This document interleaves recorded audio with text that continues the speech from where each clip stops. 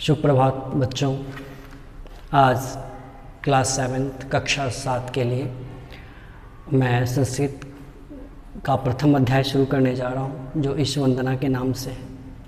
तो हम किसी भी शुभ कार्य की शुरुआत ईश्वर को याद करके करते हैं, तो इसी प्रकार हम इस अध्याय की शुरुआत भी ईश वंदना से कर रहे हैं। इस पुस्तक की शुरुआत भी ईश वंदना से कर रहे हैं और इसके लिए हम 100 स्वर गायन करेंगे, ईश्वर को याद करेंगे, पूरे स्वर में याद करेंगे और आप भी घर पर इसे अच्छी तरह से ईश्वर की प्रार्थना करके इसकी शुरुआत करेंगे। तो हम शुरू करते हैं।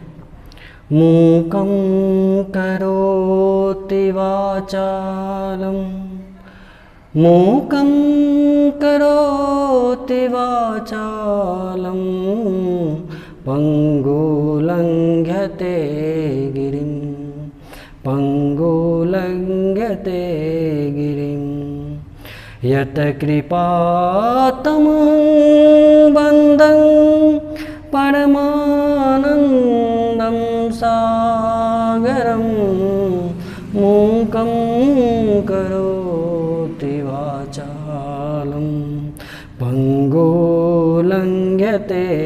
गिरिं, यत् कृपातमं वन्दे परमानन्दं सागरं, परमानन्दं सागरम्। अज्ञानातिमिरान्धस्य ज्ञानाञ्जनशलाकया, अज्ञानातिमिरान्धस्य ज्ञानाञ्जनशलाकया,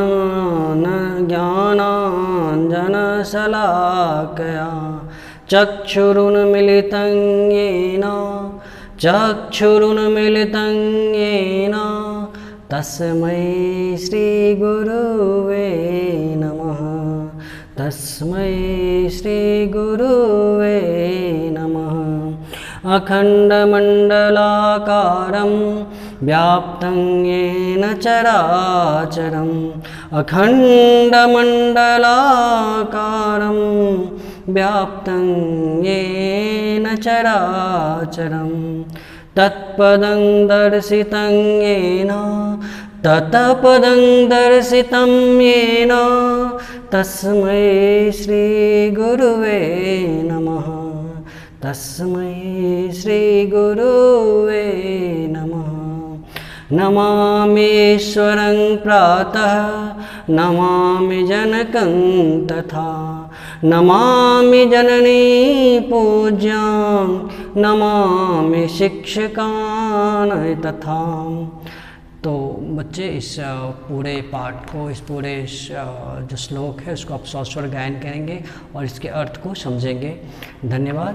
ये आपके लिए बहुत ही बेहतरीन श्लोक हैं जो आपको जीवन में आगे बढ़ने में आपकी बहुत मदद करेंगे, ईश्वर की प्राप्ति। और जैसे कि इसमें लास्ट में लिखा गया है कि नमाम ईश्वरं प्रातः, पहले हम ईश्वर की सुबह क्या करें, प्रार्थना करें, नमामि जनकं तथा। उसके बाद हम क्या करें, माता पिता को प्रणाम करें, नमामि जननीं पूज्यां। उसके बाद हम अपनी माँ की पूजा करें और नमामि शिक्षकान् तथा। उसके बाद क्या करें, तो अपने शिक्षक की पूजा करें, आराधना करें, क्योंकि वो भी आपको करते माता पिता के समान ही है, क्योंकि वो आपको क्या करते हैं, अंधकार से, तिमिर से क्या करते हैं, प्रकाश की ओर लेकर के जाते हैं। धन्यवाद। तो मेरे प्यारे बच्चों, अब हम ये जो ईश वंदना जो हमने अभी 100 स्वर गायन किया है, अब उसके अर्थ को समझते हैं। जैसे पहला लाइन है, पहली जो पंक्ति है वह है मूकम करोति वाचालम। मूकम मीन्स जो गूंगा होता है, गूंगे को जो क्या करते, वाणी प्रदान करते, अर्थात जिसके प्रभाव से, जिसकी कृपा से गूंगा भी बोलना शुरू कर दे। और पंगु लंघ्यते गिरिम, और लंगड़े जो लोग हैं जिनके पाँव नहीं हैं वो अभी पहाड़ पर चढ़ जाए। यत् कृपा तमहं वंदे, ऐसे कृपा करने वाले हे ईश्वर परमानंद, जो आप परम आनंद के आप सागर हैं, मैं आपको नमन करता हूँ। मतलब जो गूंगे को वाणी दे दे, जो लंगड़े को पहाड़ पर चढ़ने के लायक बना दे।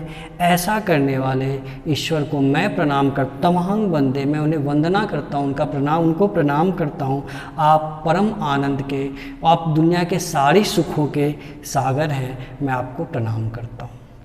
दूसरे पंक्ति में है अज्ञानातिमिरांधस्य। इसमें गुरु के बारे में बताया गया कि गुरु जो होते हैं वो हमारे लिए कैसे होते हैं, उसकी चर्चा की गई है कि अज्ञानातिमिरांधस्य, जो अज्ञान के तिमिर से, जो मतलब अज्ञान के अंधेरे से हमें कहाँ ले जाते हैं, ज्ञानांजन शलाकया, जो हमें क्या करते हैं, हमारी आँखों में ज्ञान रूपी अंजन, ज्ञान रूपी काजल लगाते हैं। किससे? सलाई से। जैसे आपने देखा हो कि माताएं क्या करती है, बच्चों को काजल लगाती है, वैसे एक गुरु जो है बच्चों को ज्ञान रूपी काजल लगाते, उनके मस्तिष्क में ज्ञान रूपी आभा क्या करते हैं, प्रदान करते हैं। चक्षुरुन्मिलितं येन तस्मै श्री गुरुवे नमः, जो आँखों को खोलने वाले हैं। गुरु कौन है? हमारी आँखों को खोलने वाले। हम जो अंधकार में डूबे हुए हैं उसे प्रकाश की ओर, तो कह रहे हैं कि चक्षुरुन्मिलितं येन, जो हमारी आँखों क्या करते हैं, खोलते हैं। ऐसे गुरु को मैं प्रणाम करता हूँ। तस्मै श्री गुरुवे नमः।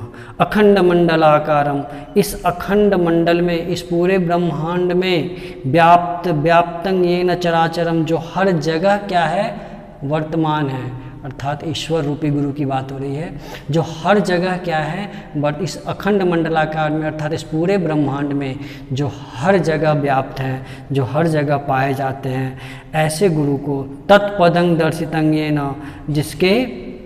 जिन्होंने हमें क्या करा है, अच्छे रास्ते दिखाए हैं। तस्मै श्री गुरुवे नमः, हम ऐसे गुरु की वंदना करते हैं, हम ऐसे गुरु को नमस्कार करते हैं, उनकी पूजा करते हैं।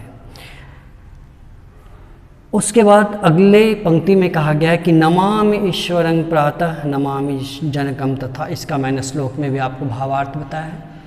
तो नमामि ईश्वरं प्रातः, सुबह सुबह हमें ईश्वर की याद करनी चाहिए, उन्हें प्रणाम करना चाहिए, उन्हें दिल से धन्यवाद देना चाहिए कि हे ईश्वर, तुमने हमें आज फिर से जीवित रखा है, इसलिए हम आपको क्या करते हैं, प्रणाम करते हैं। नमामि जनकं तथा, उसके बाद अपने माता पिता को प्रणाम करना चाहिए, क्योंकि माता पिता भी क्या हैं, हमारे लिए भगवान के सदृश हैं, क्योंकि इस पृथ्वी पर लाने का सौभाग्य जो हमें मिला, इस पृथ्वी पर आने का सौभाग्य, वो हमें कौन लेके आए हैं, हमारे माता पिता लेके आए। तो वह क्या, हमारे ईश्वर के बाद सबसे वंदनीय कौन है, हमारे माता पिता हैं। उसके बाद है नमामि जननीं पूज्यां, अपनी माँ की पूजा करना अपने, और उसके बाद नमामि शिक्षकान् तथा, और उसके बाद हमें अपने शिक्षक की पूजा करनी चाहिए, अपने शिक्षक को प्रणाम करना चाहिए, क्योंकि जिस प्रकार माता पिता ने हमें जन्म दिया है, उसी तरह शिक्षक हमें ज्ञान रूपी प्रकाश दे करके हमें नया जन्म देता है, हमें नई ज़िंदगी की ओर ले जाता है। तो मैं समझता हूँ कि शायद आप लोग इस कविता के भावार्थ को, इस श्लोक के भावार्थ को समझ गए होंगे। तो अब हम कुछ शब्दार्थ करेंगे, ठीक है बेटा।